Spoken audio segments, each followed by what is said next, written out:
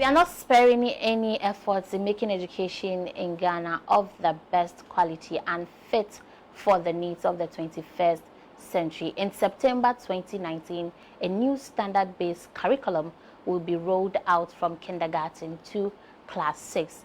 This curriculum is drawn upon from the best practices from all over the world and will focus on making the Ghanaian children creative, innovative, confident, digitally literate, and world-rounded patriotic citizens. These were the words of the President of the Republic, Nana Addo Dankwa Akufo-Addo, on 20th February 2019.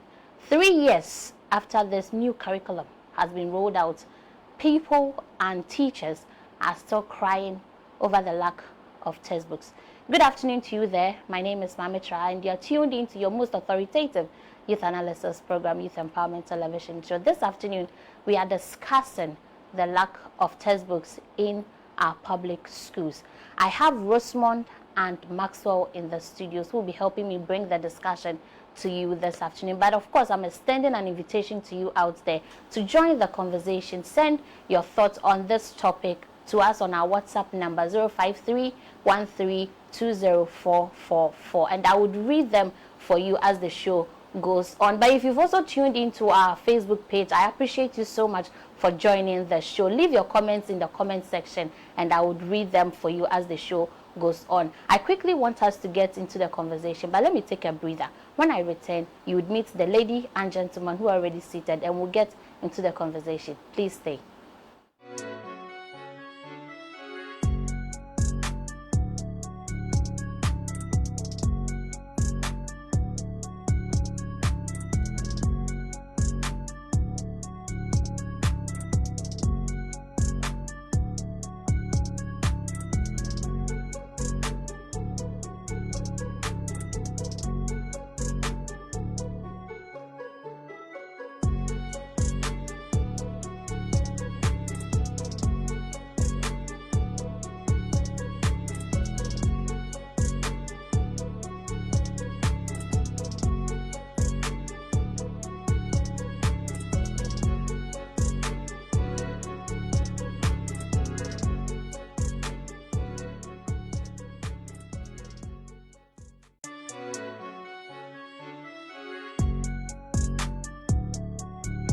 Welcome back from that quick breather. So if you just tune into Pan-African TV, this is Youth Empowerment Television Show. And today, like I said before the break, we are discussing the lack of textbook in our public schools. Rosemond and Maxwell, you're welcome. Thank you.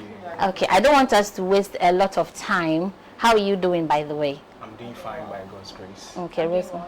Okay. We are twinning. Yes. We are twinning. I like your white top. I like your white top.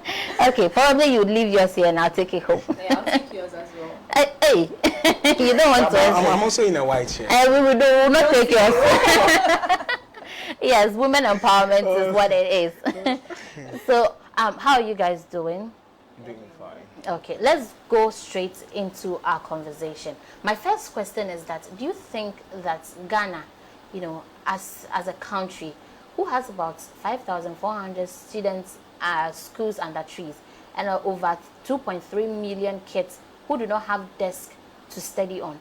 You know, we put the cart before the horse by implementing or rolling out a new curriculum. Let me start with Rosemond and I'll come to Maxwell. Sure.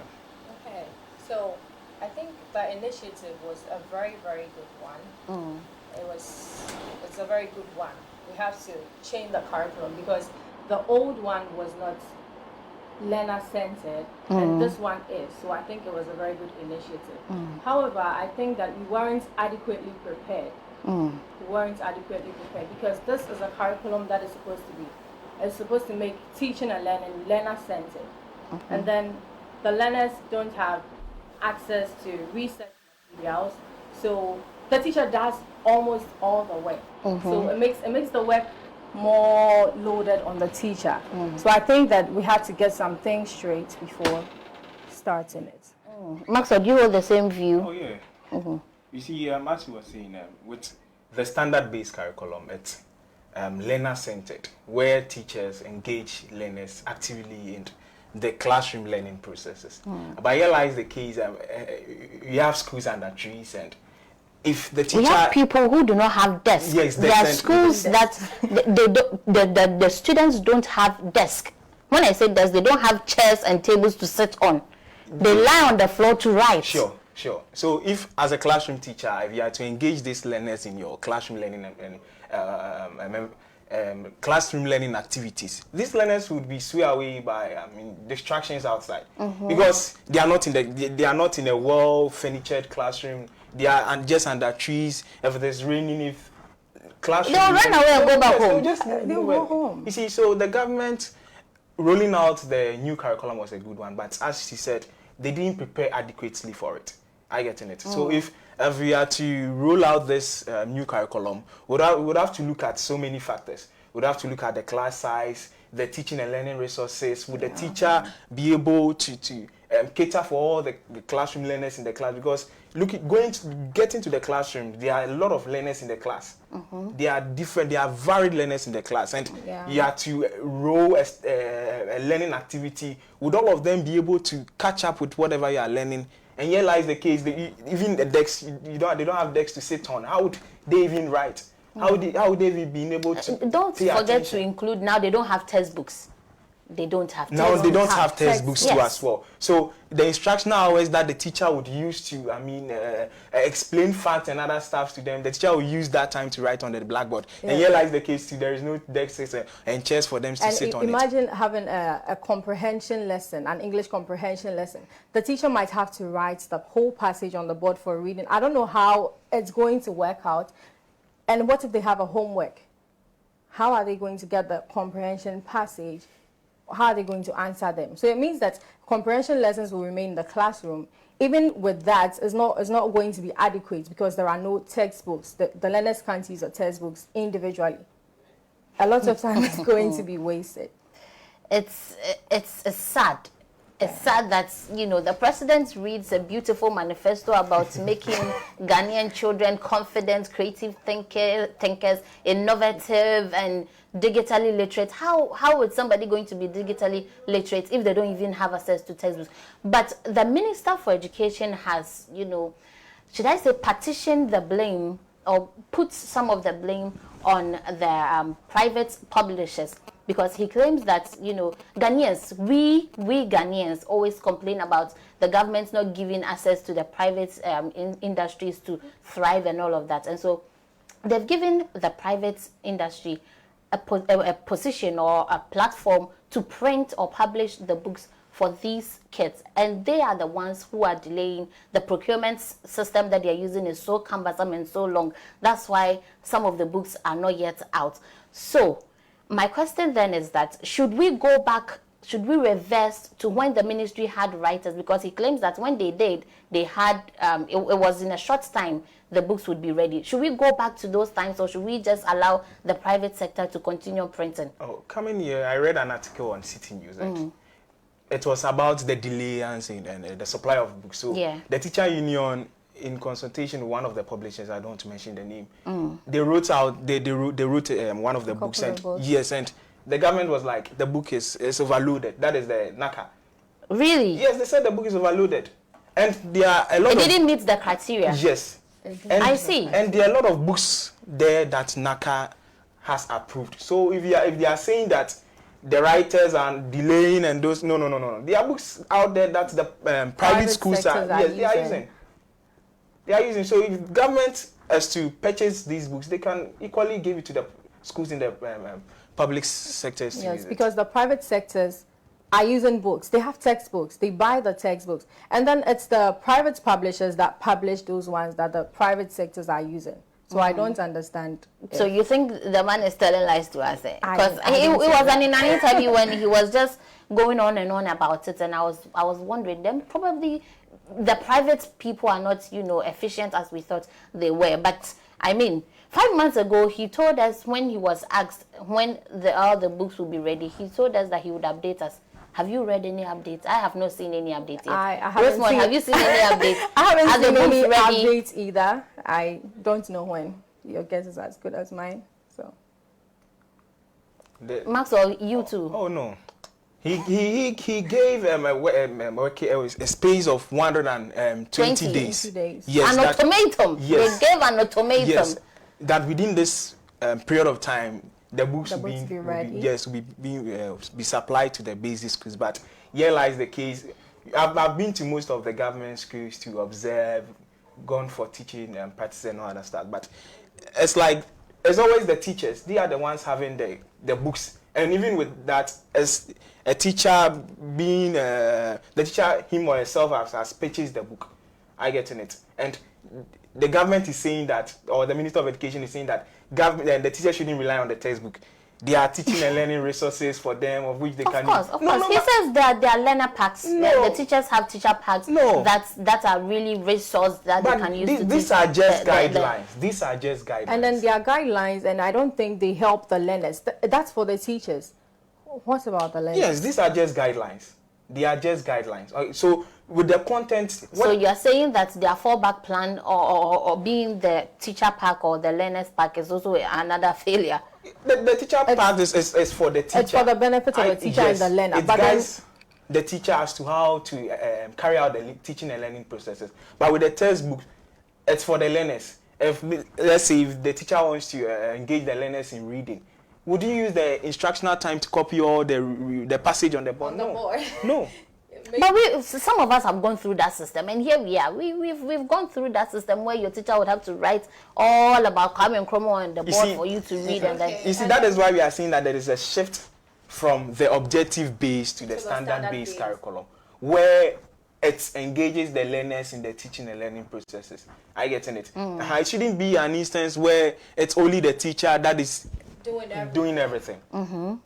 It shouldn't be an instance where the teacher is doing everything. So that is it. So the government needs to take a rapid step in providing, because it's like if you're an average Ghanaian parent, if you can't send your ward to a private school, you have no option than to send the child to the public school. And then it's like the public students, they become vulnerable with regards to they not having tests, because the teacher getting to the classroom to go and teach is a fraction of what the child will do at home. Because if the child is not having the textbook, how can the child revise? So it's a whole lot of issue. So recently with the teacher license share exams, there was a whole lot of issues, and people were like, they shouldn't blame the universities and all that stuff. They should get back to our roots. That is where the issue is coming from. You see, so if the fundamentals are weak, there wouldn't be... You'll be exposed, just like they are being exposed. These are their own words. These are their own words. Teach you how to spell. So if those are the problems, it's not from the universities. But what the thing I cannot wrap my head around is, why are the problems always with our public institutions, and especially with our basic public institutions, public schools, our basic public schools? Why is it that their feeding is not going on well, their books are not going on well now, they don't have desks, they don't have teachers who want to go to deprived areas to go and teach them? Why are the issues always with our basic public schools? Why? This one. I'm getting a little bit emotional about this issue, because you claim you want the children of Ghana to be well-rounded, patriotic citizens. How do we get there if we cannot build them up well?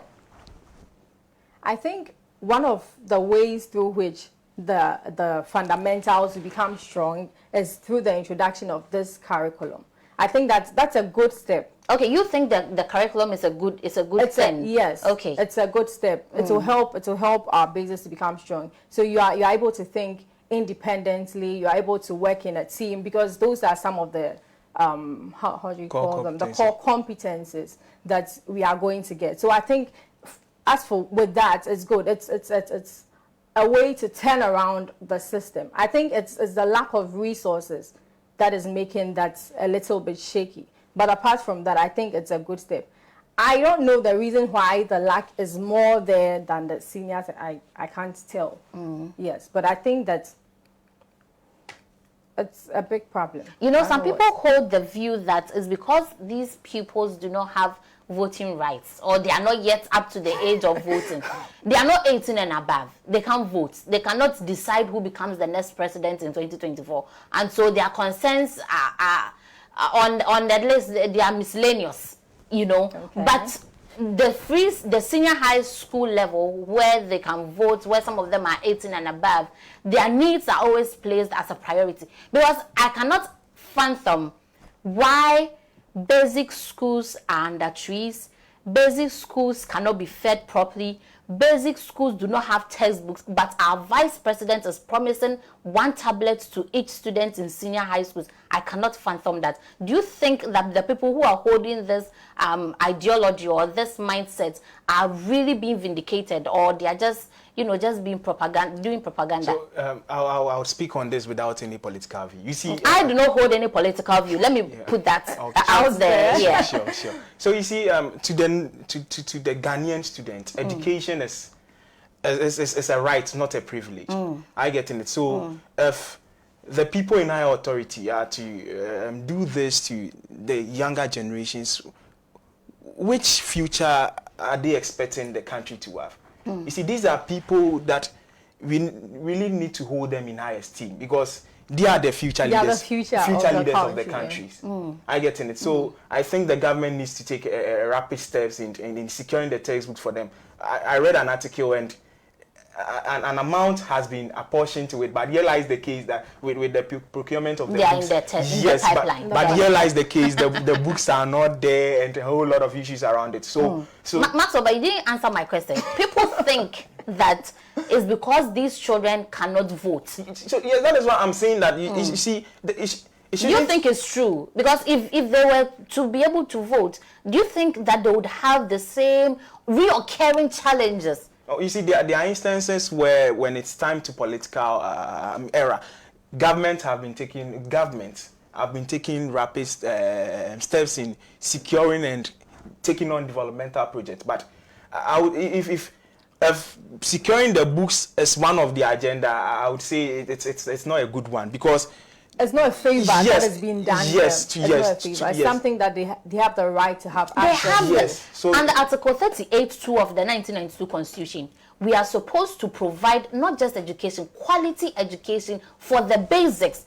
It's supposed to be free, universal education. It's supposed to be of good quality. Even Ghana, because we signed certain treaties, because of our relation with certain international bodies, it is mandatory that we give this education, this quality education, to those people at the basics. I'm finding it very difficult to wrap my head around. So you see, so going forward, I think the GAS and other stakeholders that are involved should, tighten up as to how their operations are being done. Exactly. I get in it, and there should be checks and balances over there. Yes. For all you know, maybe some of these people are having the textbooks. For all we know, some of these people are. There are reports that certain schools have some of the textbooks. Have some. Some schools are saying they have only 4 of the 4 core subjects. 4. 1, 2, 3, 4. 4 of the 4 core subjects. For example, science, maths, English, and then I don't know, social studies. They have only 4 of these books, not as in 4 packs. They have single 4 copies. Ghana. Wow, 4 copies for a whole school. So how do you teach the people there? How does the teacher go from class to class with these 4 books? I don't know how they are doing it, but the teachers are finding creative ways to do their job. At the end of the day, we are going back to our old curriculum, because the teacher is going to do all of the work, and it gets tiring. Maybe we'll get to a point where, if the teacher is not somebody who is very, very passionate about the work and then wants to make an impact, he or she will be reluctant, because the teacher has to make his or her own research, because there are little to no textbooks to rely on. So the teacher will make, and it's very tiring, because I remember when I was in the classroom at a point, so we have a subject like history, and then in the textbook, according to curriculum, it's a little scanty. And let's say you have history about 2 to 3 times a week. And then according to the curriculum, according to the content, you divide it according to into 3 terms. Yeah. Okay, so each term you have very scanty amounts of work to do. But then you have to spread it out and put in activities. Now, without the textbook, you have to rack your brain, do a lot of research, and then still we get little to no information. You have to do a lot of work to make that possible. Now, if I'm a teacher and I feel like, no, this is too tiring, because that's not all my life, I have other stuff to do, since we are advised to get works on our own to support the teaching, since the teaching alone can't make us rich. Come to think, the time that the teacher will use to do other stuff, to do more research, the teacher would like to do other stuff. So then what is going to be the end product? Little to no progress. So the teacher might just give out scanty information, whatever is in the curriculum, let's say the indicators, find something small, give it out, give classwork every other day, and we are done. Let me remind my viewers that you're also equally invited to share your thoughts on this topic this afternoon. Send your text to me on our WhatsApp number 05313204444. I've seen your messages on Facebook. I'll be reading them. But because of this, I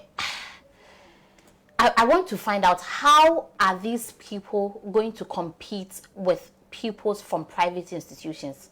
How are they going to survive so they'll move from primary and go to senior high schools? They'll meet. These people are from private schools who had access to textbooks and all the equipment, learning materials. These people are from public schools. They meet at the senior high school. How are they going to survive? How are they going to compete? Not talk more of those outside this country. How are these children going to survive? See, it will take a skilled teacher and a teacher who is passionate to deliver and deliver well. Committed. Yes, because when you move to the public schools, there are good teachers and teachers that are really that are well trained. But the issue at hand here is the resources, the large classroom size, no textbooks. So how would this teacher implement all the requisite or the skills and other stuff that he or she has learned in the class? I get it. So it will take a skilled teacher and a teacher who is passionate to bring the very best out of the learners, and to compare it with the learners out there that is the private schools that are having textbooks. I would say to be a ratio of 70 to 30%. That is it. Improper fraction. Yes. An improper fraction. Yes, because the private sectors have less numbers, adequate resources, and then it goes on well. Now here we have about over maybe 80 students in the class, and the teacher would have to do all these group works and even with the fact that they don't have textbook, with the instructional hours, that is when the teacher will be copying the notes and all. And now we are advised not to give bulky notes.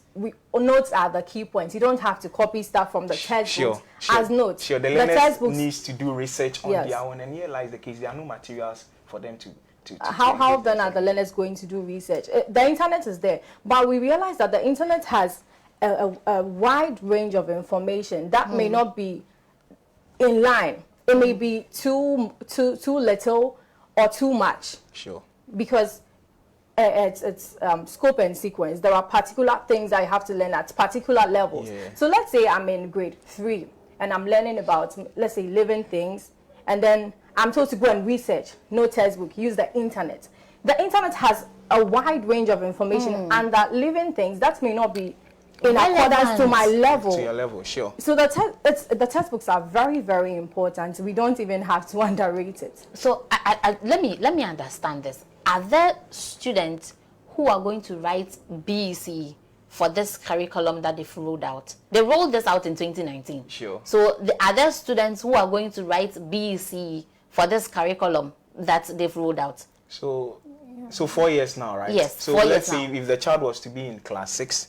No, let's say if the child was to be in class 5, so class 5, class 6, Form 1, Form 2, Form 3. So they're about to write BEC. Yeah, I think the current candidates, yes, they are products of a new curriculum. Sure. And they're about to write BEC. Sure. For this standard. They didn't have much influence with regards to the start, because they were in class 5. So they didn't start from grade 1. Yes. They just started, I think, from class 5, class 5 6, there. I get it. 2, But the JHS2 have also rolled out a new curriculum. That is the core program. Yes, the JHS2. Yes, they also have a new curriculum that has been introduced. But here lies the case.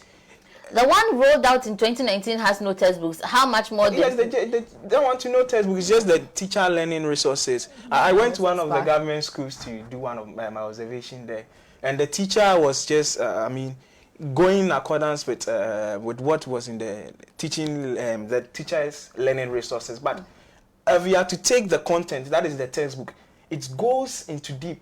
It gives the learners more examples as to how to solve, and you see. The teacher learning resources is just less like a guideline as to how to undertake the learning processes and no other stuff.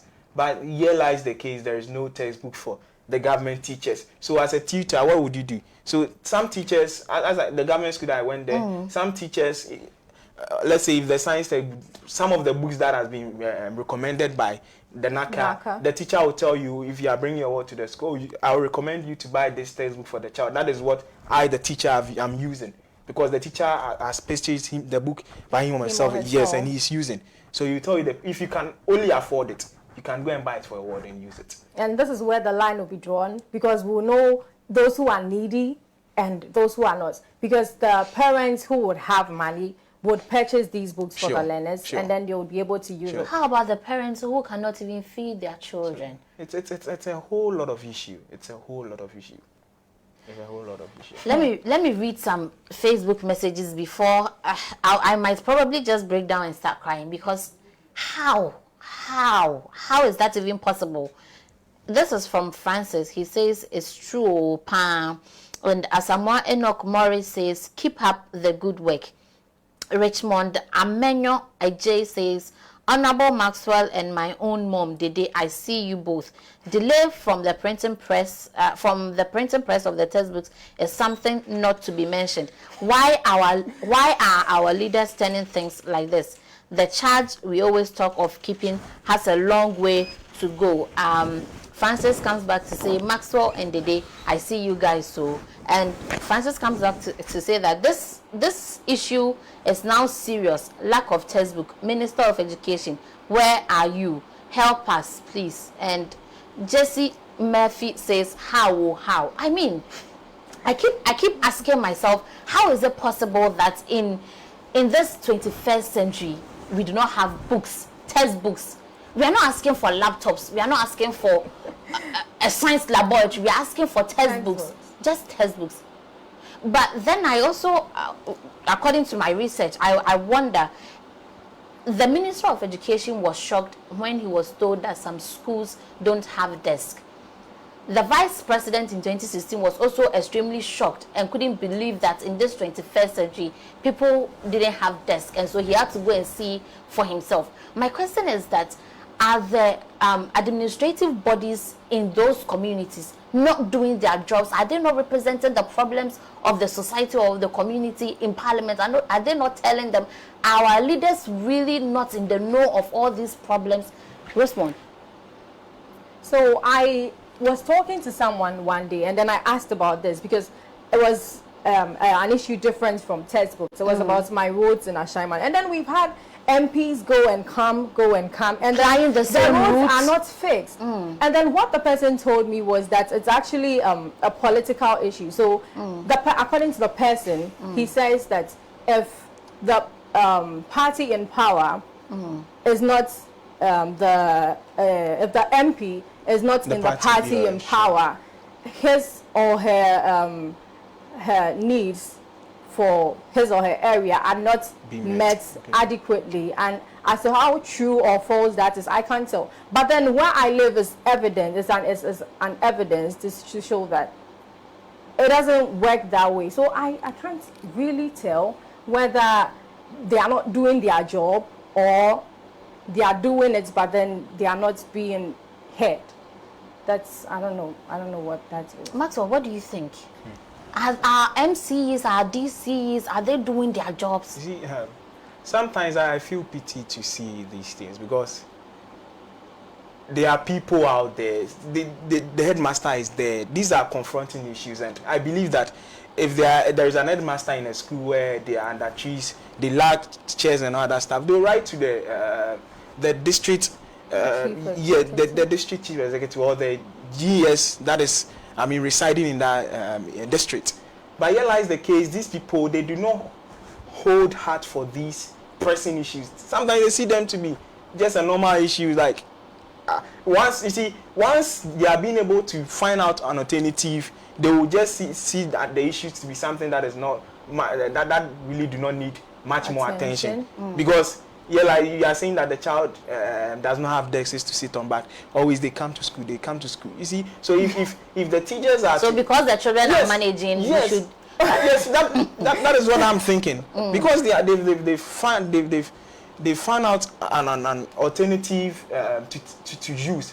The government or the stakeholders involved have not taken steps to resolve all these issues. But if the teachers are to take bold steps and to say that no, we wouldn't get to the classroom because I can't move to a class where the learners would have to sit on the floor, a floor which is dusty. At the end of the day, their books becomes dirty, their dresses, their clothes, everything becomes dirty. They are not in hygienic environments.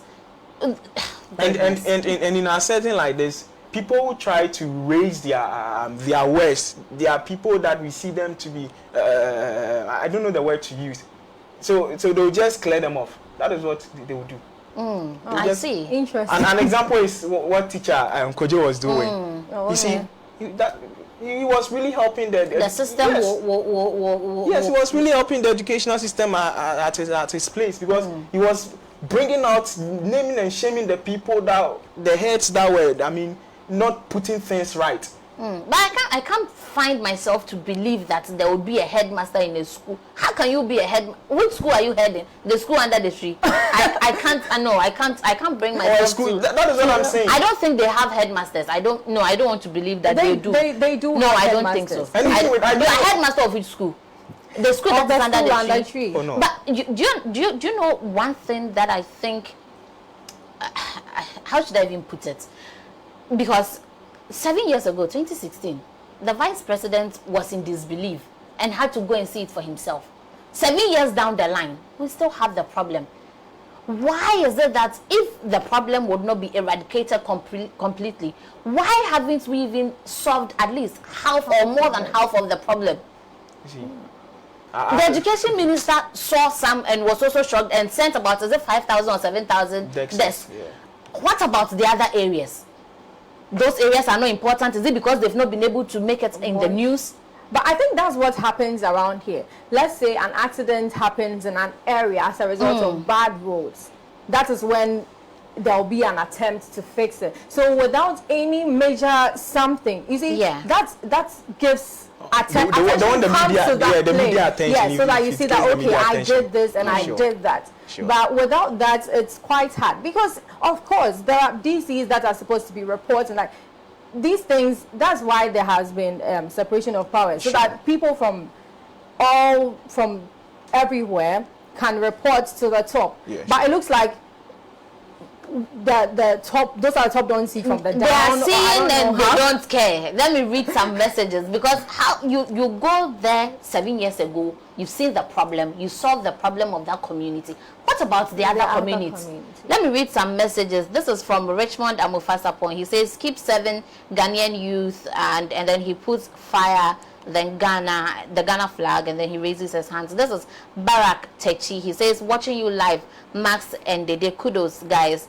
And then Samuel, is it Jake or I've spelled your names, forgive me. Great job. And then he puts a thumbs up there. Brayton Theo says, the first batch to write on the new curriculum are the pupils in Basic 8, JHS2. Oh, okay. Jesse Murphy says Max is on point. And then Britain says, to save the future of Ghana, it is better we reverse to the old curriculum, since we are not ready to roll out the new one. Okay. Now, we've all talked a lot. Let's get into solutions. Some people have suggested, or have, should I say, they are saying we should make it mandatory for people in public offices like the president, the ministry, the head of police, you know, the heads, to have their people or their children in these public schools. Because can you imagine, Minister for Education, your child is in Edioko LA primary school, sitting on the floor writing. What do you think of this? Should we make it compulsory that anybody in a higher position, anybody in a public service position that is really high, should have one of their children or some of their children or their grandchildren, people who are related to them, compulsorily attending some of these public schools? They come on TV and tell us that they've done their jobs. So we should let their children also go through the school. Rosemond, what do you think? Okay, if they have the means to take their wards to the private schools, they would.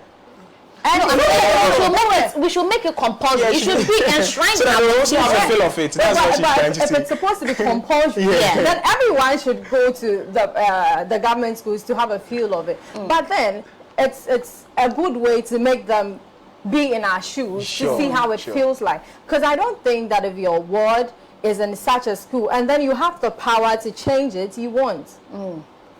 If your child works from school and comes back home with dust all over the body, you still sit there and give us 1 cedi 20 pesos for feeding. That's all. You see, so the Minister of Education gave an assurance that by 2024 the book will be ready. Oh, he's giving us another assurance after 5 months ago. ago. By 2024, so within this year the books will be in. So I'm just praying that they will just print if the books are being printed, they should just distribute it to the basic school so that the teachers can get the books and really help the kids out. Interestingly, there are some schools, there are some regions who have received the books.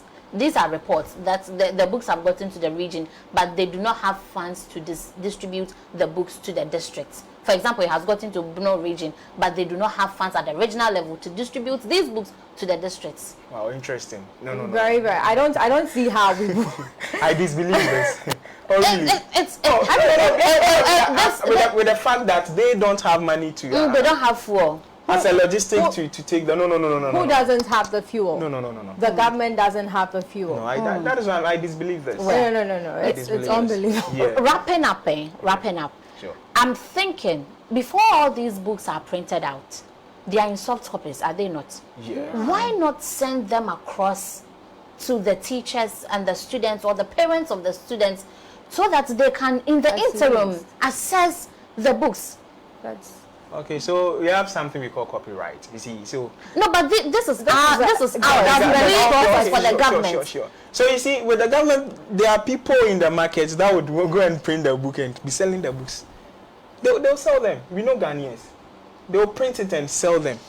But it's true. No, but it can be stated that it shouldn't be. Oh no, but people print and sell books. We have seen books that they've written not for sale, but people sell. My time is up. So in just 30 seconds each, what are your final words? My final words, I think that now that it has been voiced out, something should be done about it. At least textbooks, and if the books are in the original level, as they say, then there shouldn't be a problem with bringing them down. There shouldn't be a problem because our ambulances are fuel all the time. So I don't think fuel should be a problem. So I know with our leaders, most of them have passed through this process, and some too haven't passed through. So those that have passed through, they should have the kits at hand, and just to see learners sitting on the floor, not having textbooks to write on. It's really a pathetic and. My time is up. I've been a prospective student teacher. I really do not find it worthwhile to move into. I'm grateful that you came. Thank you so much. I had a very good conversation. I hope you also had a good conversation. I'll be here tomorrow to do this for God and country. Take care. Bye-bye. Bye.